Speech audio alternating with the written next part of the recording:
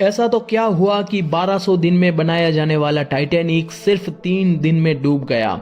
ऐसी तो कौन सी गलती हुई कि कभी ना डूबने वाला जहाज डूब गया।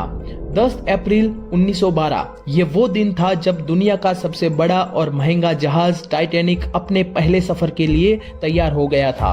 उस दिन अटलांटिक ओशियन बिल्कुल शांत था और तूफान आने का तो दूर दूर से कोई चांस नहीं था। जहाज में 1500 से ज्यादा लोग सवार हो गए थे और लाखों लोग टाइटैनिक की पहली सफर देखने लिए मौजूद थे। जहाज में सवार हुए 1500 लोग और टाइटैनिक देखने वाले लाखों लोगों को इस बात की भनक भी नहीं थी कि ये जहाज जब बनाया गया तब की गई गलतियों की वजह से सिर्फ 3 घंटों में डूबने वाला है। तो देखते हैं कि ऐसी कौन सी गलतियां की गई हैं। दोस्तों, आज मैं आपको बताने वाला हूं कि अपने समय का सबसे महंगा और सबसे लग्जरियस और सबसे ताकतवर जहाज टाइटैनिक की 6 ऐसी गलतियां जो ना की होती तो शायद टाइटैनिक हमारे बीच मौजूद होता। दोस्तों, ऐसा तो क्या हुआ कि 40 साल एक्सपीरियंस रखने वाले टाइटैनिक के कैप्टन एडवर्ड स्मिथ को भी ये गलतियां नजर नहीं आई और ये टाइटैनिक ऑपरेट करने वाली company the white star line, जिसको 107 शिप्स ऑपरेट करने का एक्सपीरियंस था, उनको भी नजर नहीं आई। टाइटैनिक बनाने का काम 1907 में चालू किया था और करीब 3 साल और 2000 वर्कर की मेहनत के बाद जहाज को तैयार किया गया था।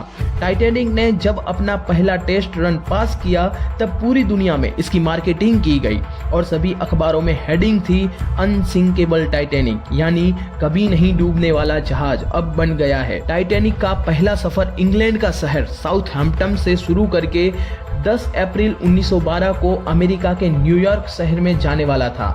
टाइटैनिक की टिकट की बात करें तो नॉर्मल टिकट $30 थी और फर्स्ट क्लास की टिकट $150 थी, जो आज के टाइम में 3,40,000 रुपए बनते हैं। तो दोस्तों, अब बात करते हैं मिस्टेक नंबर 1। टाइटैनिक ने दोपहर को 12 बजे अपने पहले सफर की शुरुआत कर दी थी। कैप्टन स्मिथ को जहाज के मालिक की तरफ से बताया गया, वार्निंग दी गई कि सिर्फ 7 दिन में टाइटैनिक को न्यूयॉर्क पहुंचना चाहिए। इसीलिए कैप्टन ने जरूरत से भी ज्यादा जहाज की स्पीड शुरू से तेज कर दी थी और यही थी टाइटैनिक की सबसे पहली गलती, क्योंकि दोस्तों शुरुआत से ही स्पीड को बढ़ा देना ये एक खतरे की घंटी होती है। मिस्टेक नंबर 2, थोड़ी ही देर में जहाज साउथहैम्पटन के पोर्ट को इतना पीछे छोड़ दिया था कि अब दूर दूर तक कुछ नजर नहीं आ रहा था और अब टाइटैनिक को चलते हुए 72 घंटे हो गए थे, यानी कि 3 दिन गुजर चुके थे। फ्रांस और आयरलैंड पर स्टॉप के बाद नॉन स्टॉप जहाज चलता रहा। 14 अप्रैल 1912 का शाम का वक्त था। समंदर एकदम शांत था और धुंध छाई हुई थी, जिसकी वजह से विजिबिलिटी काफी कम हो चुकी थी। उसी रात एक और जहाज जो टाइटैनिक से कुछ घंटे ही आगे था, उसके कैप्टन ने वायरलेस वार्निंग दे दी थी कि समुद्र पर तैरती हुई चट्टानें यानी कि आइसबर्ग के बारे में बता दिया था कि यहाँ पर बहुत ही बड़ी आइसबर्ग मौजूद है। एक्सपर्ट ने बताया कि वार्निंग 6 बार दी गई थी और ये वार्निंग इनसे मिस हो गई थी। टाइटैनिक वालों को लगा कि ये एक आम बात है, लेकिन यही थी टाइटैनिक की दूसरी बड़ी गलती। अगर इस वार्निंग को सीरियस लिया जाता तो आगे जो होने वाला था वो नहीं होता। मिस्टेक नंबर 3, टाइटैनिक की स्पीड बहुत ज्यादा थी और बेखौफ अंदाज में जा रहा था और इनसे इंपॉर्टेंट वार्निंग भी मिस हो गई थी, लेकिन बिना परवाह किए आइसबर्ग की रेंज में तेजी से बढ़ रहा था टाइटैनिक। लेकिन अभी भी टाइटैनिक को इस बड़े हादसे से बचाया जा सकता था, क्योंकि जहाज के पहरेदार अलर्ट थे। दूर से ही दिखने वाले आइसबर्ग की खबर कैप्टन को देने के लिए रेडी थे, लेकिन दूर से देखने के लिए इनके पास एक भी चीज मौजूद नहीं थी, जैसे कि दूरबीन। अगर पहरेदारों के पास दूरबीन होती तो वो दूर से ही आइसबर्ग को देख पाते। आइसबर्ग की खबर कैप्टन स्मिथ को उस वक्त हुई जब जहाज के पहरेदारों ने बताया कि जहाज के सामने फुटबॉल की फील्ड से भी ज्यादा बड़ी चट्टान यानी कि आइसबर्ग है। लेकिन अब बहुत देर हो चुकी थी, क्योंकि आइसबर्ग बिल्कुल सामने आ चुका था। मिस्टेक नंबर 4, आइसबर्ग की खबर मिलते ही कैप्टन स्मिथ ने जहाज का इंजन बंद करने का हुक्म दिया, साथ ही में टाइटैनिक का रुख बदलने का भी ऑर्डर दिया। लेकिन चट्टान इतनी पास आ गई थी कि सब कुछ करना फेल था। टाइटैनिक अब आइसबर्ग के सेंटर में टकरा चुका था। अभी भी टाइटैनिक बच सकता था, लेकिन एक्सपर्ट का बताना है कि टाइटैनिक की बॉडी पर जो रिवेट्स लगे हुए थे वो स्टील के नहीं बल्कि कास्ट आयरन की थी। इन रिवेट्स का काम लोहे को आपस में जोड़े रखना होता है, जो कि कास्ट आयरन स्टील से नरम होता है। इसीलिए जब आइसबर्ग टाइटैनिक को टकराया तब रिवेट्स खुल गए और वो हुआ जो नहीं होना था। मिस्टेक नंबर 5, एक बड़ी चट्टान से टकराने के बाद टाइटैनिक में पानी भरना शुरू हो गया था।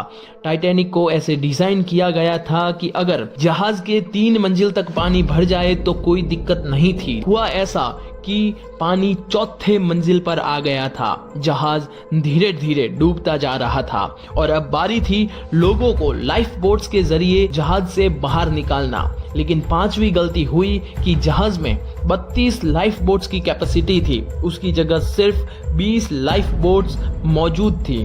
दोस्तों, पैसेंजर थे 1500 और बोट्स थी 20। मिस्टेक नंबर 6, अब छठी गलती ऐसी हुई कि 20 बोट्स थी, उसमें सिर्फ अमीर लोगों को बिठाया गया। दोस्तों, वहां पर ऐसा बताया गया कि जो ज्यादा अमीर हैं उन्हीं को सिर्फ बोट में बिठाया जाएगा। दोस्तों, बोट में कैपेसिटी थी कि 30 लोग जा सकते हैं, लेकिन उस वक्त सिर्फ एक बोट में 10 से 15 लोगों को ही भेजा गया।